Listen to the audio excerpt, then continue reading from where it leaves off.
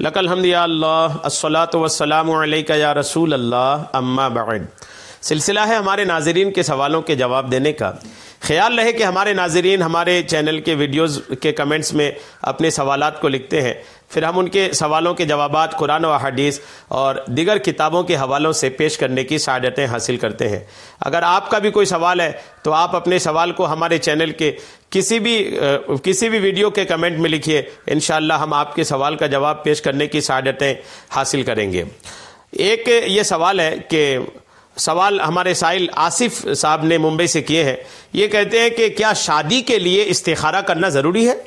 شادی کے تعلق سے انہوں نے پوچھا ہے کہ شادی کے لیے استخارہ کرنا ضروری ہے، اگر بنا استخارے کے شادی کیا تو کیا شادی نہیں ہوگی یا تکلیف میں پڑ جائیں گے؟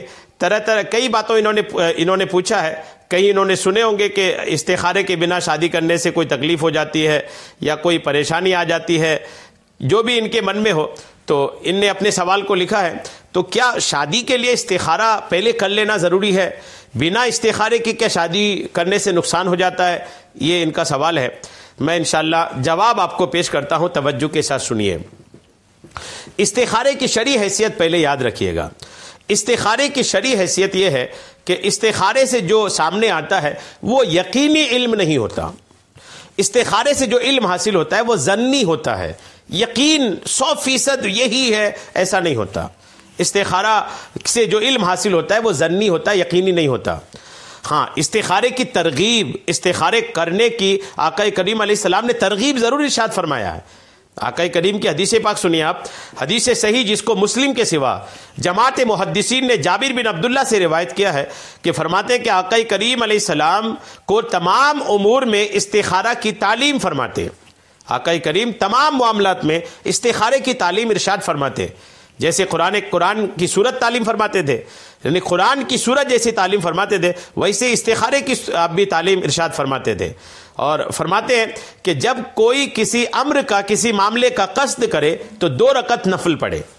طریقہ بھی آقا نے ارشاد فرمایا کہ جب کوئی کسی معاملے کا ارادہ کرے تو 2 رکعت نفل پڑھے، اور نفل پڑھنے کے بعد پھر یہ دعا پڑھے۔ کیا پڑھے؟ اللہم انی استخیرک بعلمک واستقدرک بقدرتک واسألک من فضلک العظیم فانک تقدر ولا اقدر وتعلم ولا اعلم وانت علام الغیوب اللہم ان کنت تعلم ان هذا الامر خیرا لی فی دینی ومعاشی وعاقبت امری او قال عاجل امری وآجلہ فاقدرہ لی ویسرہ لی ثم بارک لی فیہ وان کنت تعلم ان هذا الامر شر لی فی دینی ومعاشی وعاقبت امری او قال عاجل امری وآجلہ فاصرفہ عنی واصرفنی عنہ واقدر للخیر حیث کان ثم رضنی بہ۔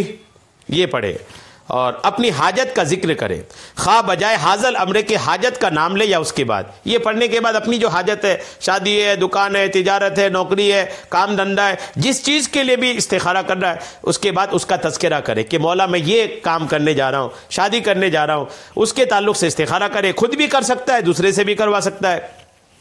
تو یوں استخارہ کرنے کی ترغیب تو آقا کریم نے دیا ہے، اور اس میں آقا کریم نے یہ بھی ارشاد فرمایا ہے کہ جو استخارہ کرنے کے تعلق سے کہ اپنے کاموں کے استخارے کیا کرو، آقا نے ارشاد فرمایا ہے۔ اور بار شریعت میں اس پر ایک مسئلہ بھی لکھا ہے کہ مستحب یہ ہے کہ اس دعا کے اول آخر الحمدللہ اور درود شریف پڑھے، اور پہلی رکعت جو 2 رکعت نماز پڑھنی ہے، پہلی رکعت میں قل یا ایھا الکافرون اور دوسری میں قل ھو اللہ پڑھے۔ اور بعض مشائخ فرماتے کہ پہلی میں وربک یخلق ما یشاء ویختار یعلنون تک، اور دوسری میں وما کان لمؤمن ولا مؤمنۃ آخر آیت تک بھی پڑھے۔ یعنی یہ بھی ایک مستحب طریقہ ہے، ورنہ جو آگے میں نے پیش کیا اتنا بھی اگر کوئی کر لیتے ہیں تو وہ بھی الحمدللہ کافی ہوتا ہے۔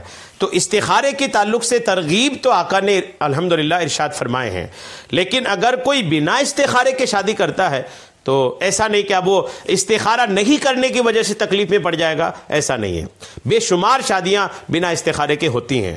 اس دور میں کتنے لوگوں کو آپ دیکھے ہوں گے کہ استخارہ کرتے ہیں، کرواتے ہیں، بہت کم لوگ کرتے ہیں یا کرواتے ہیں۔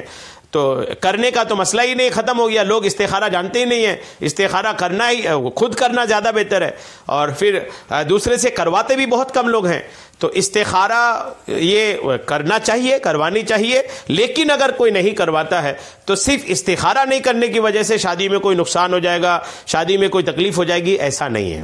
جو مقدر میں وہ ہوگا، اللہ نے آپ کے مقدر میں وہ لڑکی لکھی ہے، اللہ چاہے گا تو اس میں آپ کے لیے برکتیں عطا فرمائے گا۔